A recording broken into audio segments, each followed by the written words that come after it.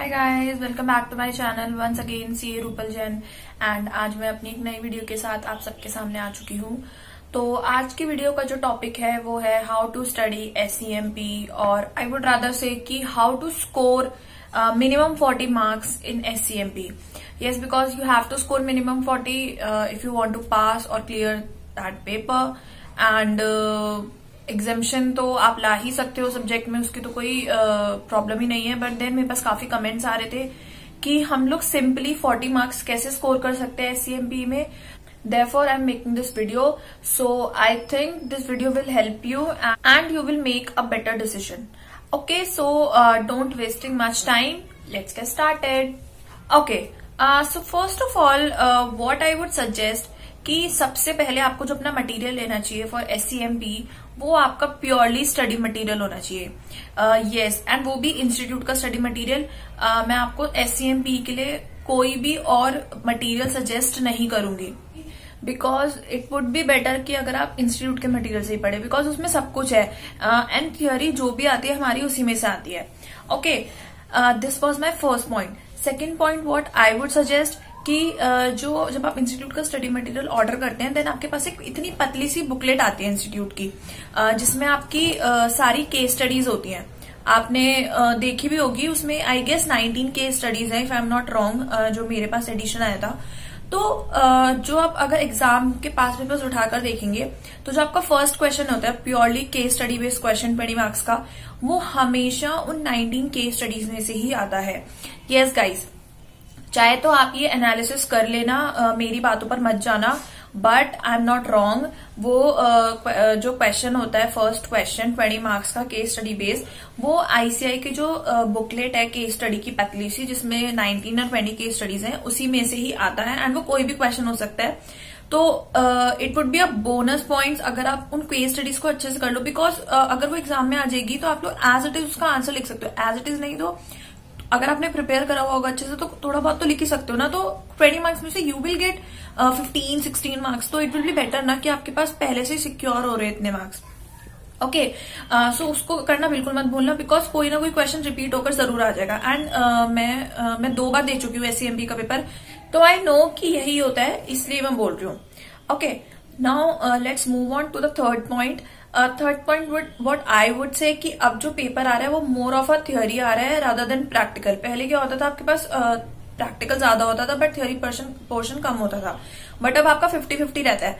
So don't forget to prepare the theory, and I would say कि ज्यादा focus अपना theory पर रखना, बिकॉज प्रैक्टिकल फिर भी एक बार को हो जाएगा, आप लोग कर लोगे, बट थियोरी में थोड़ा सा ज्यादा फोकस चाहिए। बिकॉज थियोरी का क्या रहता है ना, इंस्टीट्यूट को बिल्कुल स्टडी मटेरियल की लैंग्वेज चाहिए, लाइक अगर पूरी लैंग्वेज में नहीं but then keyword should be there. So इसलिए मैं बोल रही हूँ कि थियोरी पर ज्यादा ध्यान देना। एंड अब जो क्वेश्चंस आते हैं वो कैसे आते हैं, आपका फर्स्ट पार्ट होगा practical, then second, third, fourth, fifth part होंगे आपके थियोरी, एंड वो भी बेस्ड होंगे आपके फर्स्ट पार्ट पे। तो if your first part will go wrong then your entire question will be in what I would say कि पूरा ही गलत हो जाएगा। तो वो गलत होगा बिकॉज आपके जो बाकी सारे पार्ट्स है वो फर्स्ट पार्ट पे डिपेंडेंट होंगे। So you have to be insure that जो फर्स्ट पार्ट हो वो आपका सही हो, एंड उसके लिए आपको बहुत ज्यादा प्रैक्टिस चाहिए। इसीलिए मैं बोल रही हूँ कि थ्योरी पर फोकस ज्यादा रखना। Okay, now let's move on to the fourth point. Now fourth point I will say कि आपके पास SCMP में 12 या 13 चैप्टर्स रहते हैं, ठीक है। एंड उसमें से अगर आप उसको देखोगे तो आप ऐसे नहीं देख सकते कि कोई चैप्टर हम छोड़ दें, कोई पढ़ ले कि इसमें से तो इस बार नहीं आएगा, इसमें से आ जाएगा। ऐसा कुछ नहीं है, कहीं से कुछ भी आ जाएगा। तो आप लोग क्या करो, सबसे पहले वो वाले चैप्टर्स उठाओ जो आप लोग जल्दी जल्दी फिनिश कर सकते हो। लाइक योर फर्स्ट चैप्टर में आपका ज्यादा कुछ नहीं है, उसमें बस आपकी 2 मार्केटिंग स्ट्रैटेजीज बताई गई है, लो कॉस्ट एडवांटेज एंड एक और, एंड उसके बाद आप उसको इजीली कवर कर सकते हो। उसमें क्वेश्चन भी 1 या 2 ही है। तो उससे क्या होगा, अगर आपको एक बार उसका कॉन्सेप्ट समझ में आ जाएगा तो आपका चैप्टर भी कवर हो गया एंड आपका कॉन्फिडेंस भी बूस्टअप हो गया। देन आप लोग ऐसे ही हर चैप्टर के साथ कर सकते हो। इफ अगर मैं गलत नहीं हूं तो जो आपका सेकंड मॉड्यूल है कॉस्ट का, उसमें जो आपके चैप्टर्स रहते हैं वो performance evaluation and your divisional transfer pricing, standard costing and your strategic analysis of operating income, ये सब चैप्टर्स रहते हैं। तो ये सब चैप्टर्स का इंपॉर्टेंट भी होते हैं, इनमें से एग्जाम में काफी कुछ पूछा जाता है।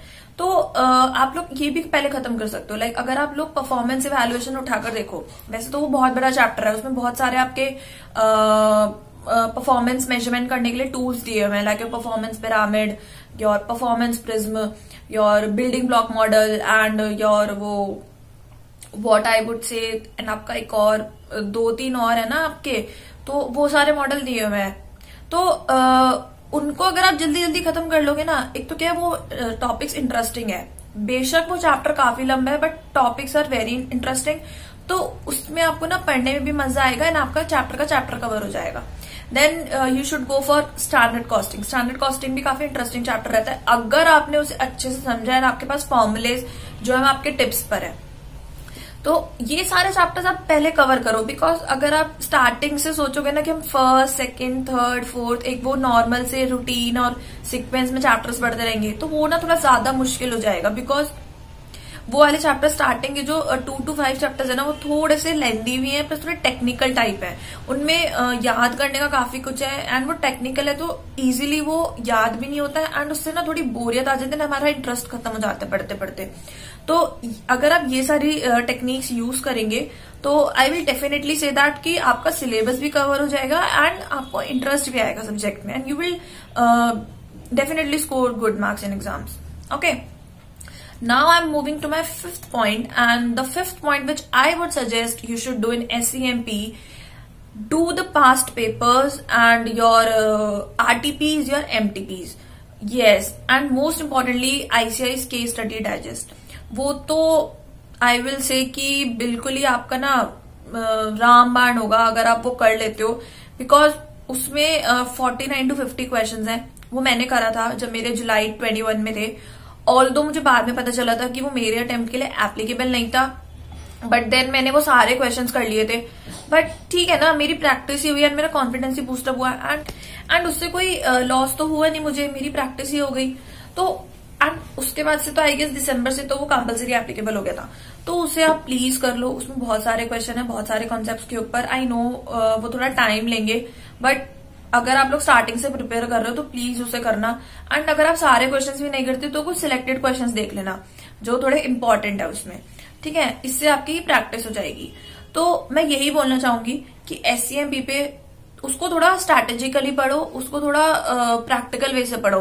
लाइक सिर्फ ऐसे नहीं कि सारे चैप्टर्स की बस रीडिंग कर लिया, उन्होंने पढ़ लिया। पढ़ने सारे चैप्टर्स हैं, बट देन किस चैप्टर पर कितना टाइम देना है एंड उसकी वेटेज किस हिसाब से है, उस हिसाब से पढ़ना है। थोड़ा एनालिसिस करके पढ़ो। एंड पर्सनली मुझे जो चैप्टर थोड़ा डिफिकल्ट लगता था पूरे SEMP में वो था डिविजनल ट्रांसफर प्राइसिंग। वो चैप्टर मेरा थोड़ा ऐसा सही था, तो मैं कह सकती हूँ कि आप में से भी किसी ना किसी का कोई ना कोई चैप्टर थोड़ा ऐसा होगा, तो डोंट वरी, उस चैप्टर को इतना प्रिपेयर कर लो कि इनकेस अगर आपके पास एग्जाम में क्वेश्चन आ जाता है एंड आपके पास कोई और चॉइस नहीं होती किसी और क्वेश्चन को स्किप करने की, तो आप उस क्वेश्चन को अटेम्प्ट कर पाओ, ठीक है। और वैसे तो आप उस क्वेश्चन को फिर उसमें ही निकाल देना, ऑप्शनल में, जो हम ऑप्शन में निकालते हैं। बट इनकेस अगर आपके पास उस चैप्टर का क्वेश्चन आता है एंड आपको बिल्कुल ही कुछ नहीं आता, तो फिर तो वो तो गलत होगा ना, क्योंकि ऐसे तो फिर आपको छोड़ना ही पड़ेगा क्वेश्चन। बट अगर आप उसमें थोड़ा इतना प्रिपेयर कर लो यार कि आपको बेसिक कॉन्सेप्ट पता हो एंड आपको ये पता हो कि अगर क्वेश्चन आ जाते तो हमें सॉल्व कैसे करना है, ताकि हमें कुछ स्टेप मार्क्स मिल जाए। और अगर नहीं तो फिर तो आप ऑप्शन में निकाल ही सकते हो, बट उसके लिए फिर किस्मत भी अच्छी होनी चाहिए, तो वो हर बार तो नहीं होता। इसीलिए मैं बोल रही हूँ कोई ना कोई चैप्टर ऐसा होगा जो थोड़ा तकलीफ दे रहा होगा, तो उसे ठीक है, ज्यादा उससे प्रिपेयर नहीं होगा, कोई बात नहीं, बट देन उसे इतना प्रिपेयर कर लो कि अगर क्वेश्चन आ जाए एग्जाम में तो आप उसे अटेम्प्ट कर पाओ, ठीक है। तो यही मेरी आपके लिए राय होगी एंड यही मैं बताना चाहती हूँ कि आप SEMP को इस तरह पढ़ सकते हो। एंड अगर आप इस तरह करते हो, अच्छे से पढ़ते हो, तो 40 तो क्या आपकी एग्जामिशन भी आ जाएगी। बस थोड़ा ट्राई करो कि आप ICAI की लैंग्वेज लिख सको, उसके कीवर्ड्स लिख सको, ठीक। एग्जैक्ट लैंग्वेज तो कोई भी नहीं लिख सकता, क्योंकि इतना सिलेबस है, आप लोग कहाँ तक क्या क्या रट लोगे। एंड प्रैक्टिकल क्वेश्चन तो प्रैक्टिकल वैसे ही सॉल्व होगा, तो उसके कीवर्ड्स देखो। जैसे अगर हम परफॉर्मेंस रिस्क देखें, परफॉर्मेंस पिरामिड देखें, बिल्डिंग ब्लॉक मॉडल देखें, तो उसमें कुछ कीवर्ड्स दे रखे हैं, तो वो सब याद कर लो, तो उससे थोड़ा आपको एग्जाम में एज मिल जाएगा। तो आज की वीडियो में मैं यही बोलना चाहूंगी। And guys, all the best for your exams, for your preparations. And अब काफी कम टाइम बचा है, ओनली 2 months लेफ्ट, तो अच्छे से प्रिपेयर करो, कुछ अब नया मत उठाओ, जो आपके हाथ में सब्जेक्ट्स हैं उन्हें रिवाइज करो एंड टेस्ट दो, प्रैक्टिस करो, and you will definitely rock in the exams. Okay, so अब मैं मिलती हूँ अपनी नेक्स्ट वीडियो में, तब तक के लिए all the best and bye bye.